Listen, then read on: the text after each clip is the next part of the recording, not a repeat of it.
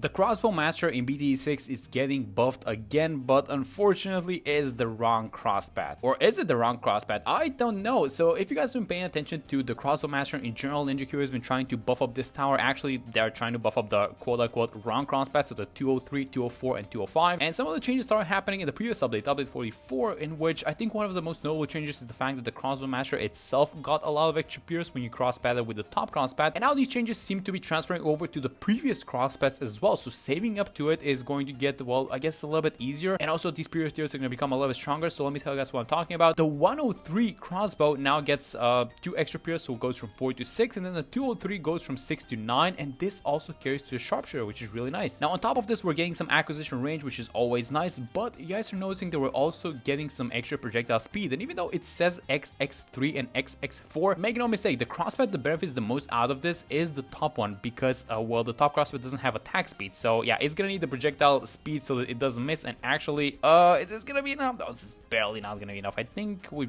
buy a dark mark at the back, right, just to save this run. Okay, let's do it. So all of these previous crosspaths onto the Crossbow Master are now a little bit better. So that means that the mid game is gonna be a little bit easier, and then the save up towards the Crossbow Master is gonna be easier as well. So why not try and do the 2 mega pops thingy with this tower, and let's see how good it is. So I chose Cubism because we have a lot of straight lines. And actually, what's the plan here? Do we save up for Geralt or we go for the cross? I think we go for the crossbow first because we're not gonna defend, right? Yeah, so let's try and do the 2 mega pops thingy. We're gonna have some nice lines onto this map. So a line like this, and then a line down bottom, and then over here both left and the right side. So yeah, this is gonna be amazing. We're gonna try and see if we can fully use the pierce on this tower, and yeah, let's see how we do. All right, so let's start by saving up for Geralt, I think, which should be at about around 15-ish, give or take. And actually for this one, I'm gonna keep this guy on last because now we have 6 pierce and we should be able to see it. Oh my god, we're actually seeing it on this round. It's not 6, it's 9 pierce actually when you go for the 203. So 9 pierce, this thing is just piercing through all these balloons. Look at this thing, that's amazing. It also does 3 damage per shot, which is really nice. And then once you get the sharpshooter, it's I think it's okay, let me not say a wrong number, but I think it's like 6 damage per shot or something like that. But it's a lot. This thing is really strong. Now let's see how we're doing. I mean, we're almost fully using the pierce, and look at this thing. I'm just keeping this guy on last, and it seems to be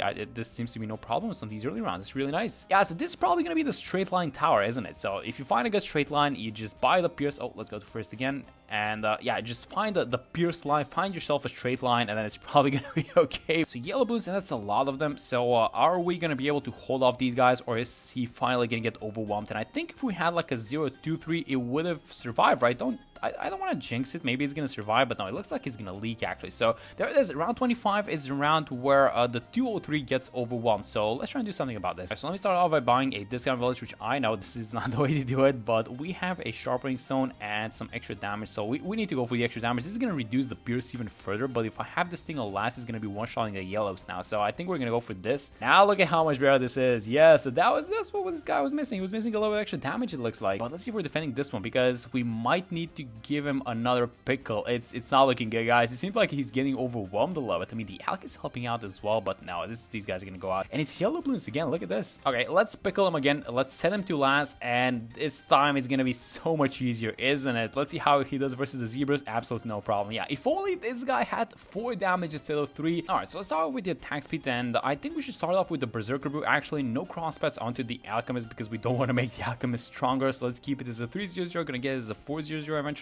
All right, so actually struggling a little bit onto these rounds. You guys see these both nails at the back. This is because I was about to leak on 36, so I had to intervene, but we need to get the sharpshooter as soon as possible. And this is actually my fault a little bit because I went for these like villages and the Alchemist first, and that's a lot of money spent, but there we go, we get it done. All right, so now we have the extra pierce, which carries over to the sharpshooter, which now has increased pierce. We have the projectile speed, which is getting increased, and this thing attacks as fast, or I should say the projectiles fly as fast as they do on the Crossbow Master, which is really nice. It's gonna miss less often. And I think the only thing left is for us to just make all of the conditions as good as possible for this tower to succeed. So I think I'm gonna start with the primary chain. This is like a super cheap way to buff it up a little bit. It's like +1 pierce, but we're not in it for the pierce. We're in it for, I guess, the range, and it's just gonna be nice to get some more acquisition range, right? Yeah, so these are the rounds like 46 and then 47, I guess, a little bit, where like this extra pierce is not gonna help you that much, right? Or is it? Oh, I don't know. So he's breaking up this Ramis into blue balloons, so I guess it is gonna be nice to have a little bit of pierce, but at the same time, wouldn't attack attack speed be a little bit better? I don't know. Round 49 though, I know exactly which cross path I prefer. I prefer this one because this guy is just gonna go ham. There are a lot of green balloons and then we're gonna have a lot of ceramics, and look at this thing. Oh my god, is it actually gonna eat them all up? I need a crit. I need a crit right now. It's doing well actually. It's not doing that bad, you know, considering that this is the wrong cross path and it's deleting all of these guys. I feel like the 024 would have deleted them anyways, but it's kind of interesting seeing the Pierce go down, which I'm not used to buying. But yeah, let's actually move this guy to last now, see if we can hold like this. Now it still seems like it's a little bit too many balloons, or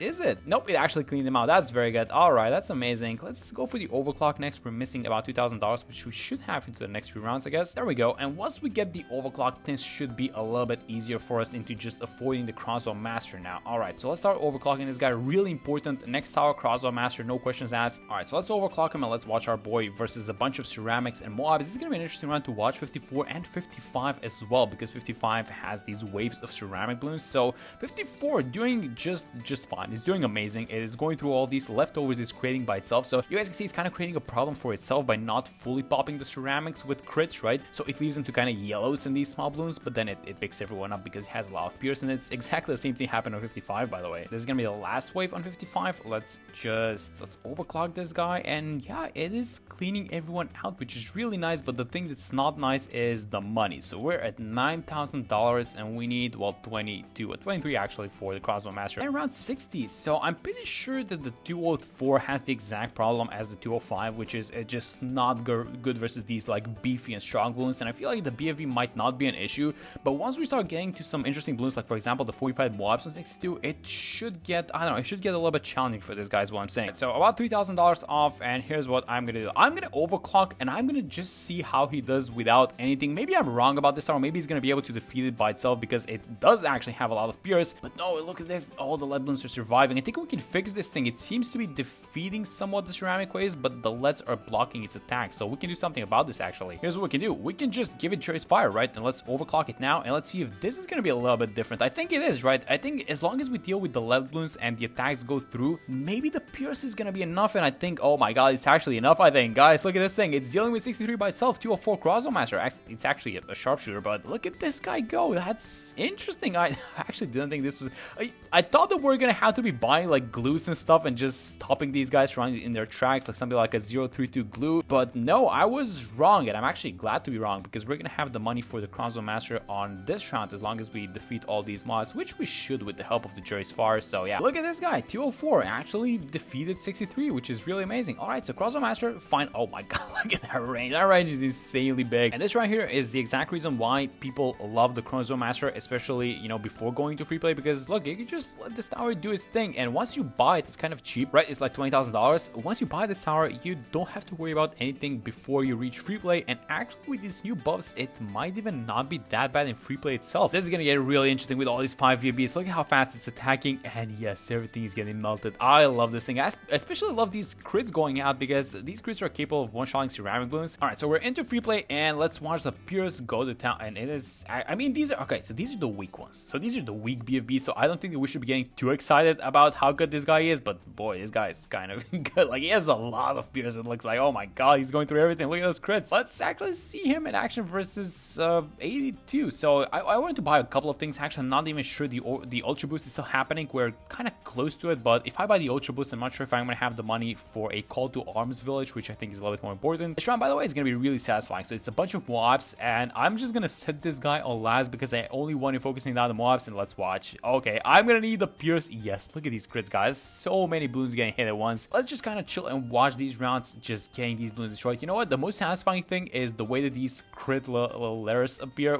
Once it crits and it hits like 20 balloons behind it, that's the most satisfying part for me. Oh my god, that's so good. All right, so I think this is a round to which he is gonna meet his his arch nemesis, and it's just gonna be beefy balloons, and he is gonna struggle definitely, you know, versus ZMG. It's not just on 85, but just like in the 90s in general. So we need to find a way to actually make his life a little bit easier, is what I'm saying. So we're gonna need some slows. All right, so we have about 65,000. Let me just show you guys the pops onto the Alchemist. About 3k, so not too concerning at this point. But I think we're gonna be scratching the Ultra Boost idea, and I think we are going to be going for a lot of other stuff, because I feel like the Ultra Boost is a little bit too expensive for us, and we're not gonna be able to afford the other stuff. So I'm gonna go over the Call to Arms first. I think I can fit a glue over here in the range of both of them. Yeah, there we go. Let me just make sure it is like this. All right, so this is is going to be actually a 0.32 glue with the opportunity to upgrade it to like 0.52 if necessary. But then here on the left side in the range of one of this kind of villages, which is going to be just like this, I'm going to buy a relentless glue. Besides this, I also want to get a Bloons Sabo, which is going to be right here in the top corner. So if I can, yeah, there we go. That was first try, by the way. I was thinking if I was going to be able to click that, but yeah, there we go. So one Bloons Sabo, maybe we're going to get two, I don't know. And I'm just thinking, is it worth getting another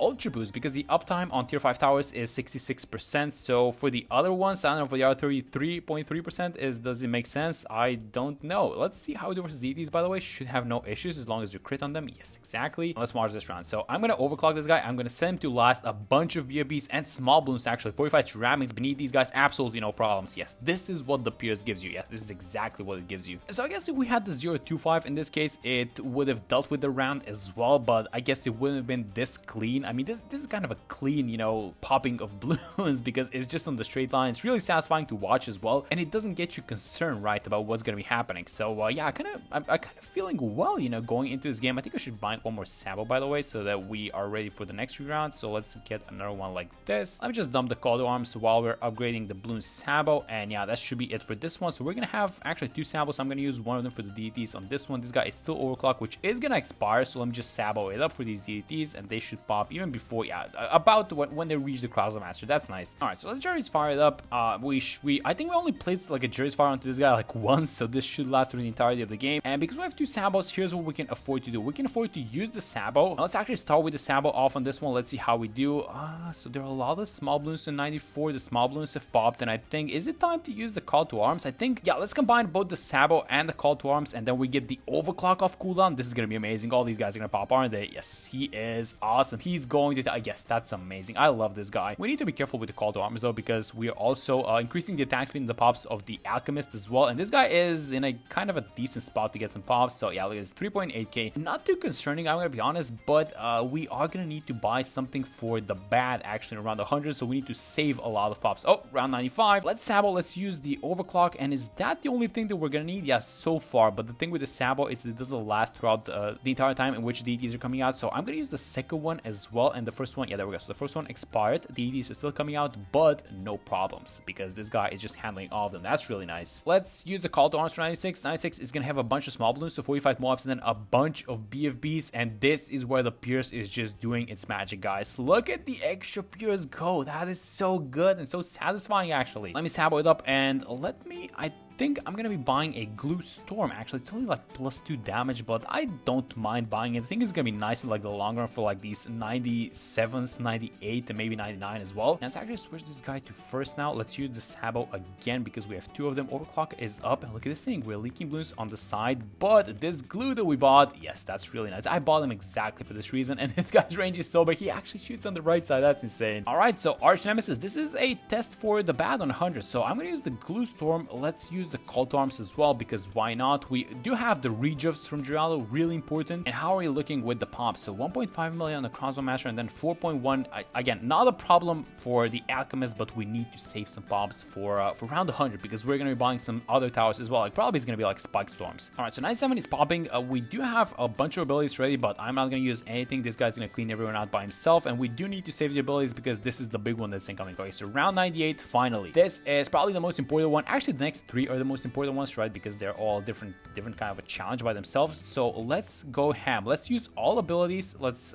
get the glue storm as well. We do have some rejuves. We need to be careful with them, of course, but we do have them if necessary. And just look at this guy go with the crits. I'm not actually seeing any 45 BFBs, which is interesting because, well, there need to be a lot of 45 BFBs beneath these UMGs, and it's actually popping the UMGs, I think. Oh my god, look at this Pierce, guys. Yeah, but that's just awesome. When you get this guy on a straight line, he's just so good. He's such a nice tower. All right, so all these UMGs have popped. We are gonna have the glue storm ready, but I'm actually gonna keep it because I want to have it for 19. Oh, is that a good idea to keep it? I don't know. I see some blues making it to the other side. Oh, wait a minute. Do we need to rejuve this round? Hope not. Let me just overclock, use all of the abilities again, and then we're gonna rejuve for 99 if necessary. And they are making it to the right side. Actually, this is of course the most difficult one out of all of them, but yes, we take it down. Okay, so let's do a pop count check. So 5.6 on this guy, and then 1 point. Okay, so we we are doing well. Let me use the Sabo, by the way, for the 45 DTs. And how is he doing versus 45 DT? Oh yeah, look at this thing. So he's not doing that well versus these guys. All right, so I'm gonna use the second Sabo, and I think he should have them onto this next line, or does he have them? Oh, that's super close. I mean, he's got a huge range, so he might be able to attack on the right side. Oh my, is he actually gonna get them? Yes, he is. That's amazing. All right, and out comes the round 100 and the bad balloon. So we obviously don't have the damage, but we can kind of be careful with this thing. So here's what I'm gonna do. I'm gonna buy 2 spike storms. I'm gonna reach of these guys so we get the cooldowns immediately, and I'm just gonna dump them as soon as possible. And let me just check the pops on these guys. So 5.8k onto the alchemist, and let's just have these spikes disappear. 6 and 7k onto this guy. All right, so let's overclock. Let me use this thing, and let's I guess just use all of our abilities and see how we do. So this guy is missing about 20k pops, and I think we should be able to have them, although it's a lot of spikes here at the top. So these spikes are gonna pop the bad actually, but let's hope they don't pop the leftovers. All right, so use the Sabo onto these DTs, and just let's watch the pops, and hopefully we don't have to restart this thing. Do not touch the spike storm abilities at all. Okay, so glue storm, 1 more Sabo, and we have another round of abilities. So call to arms, and I think we have this thing. All right, so we're getting over 2 million pops, which is really nice, and bam, there it is. We actually get it done with the dumb Crossbow Master. So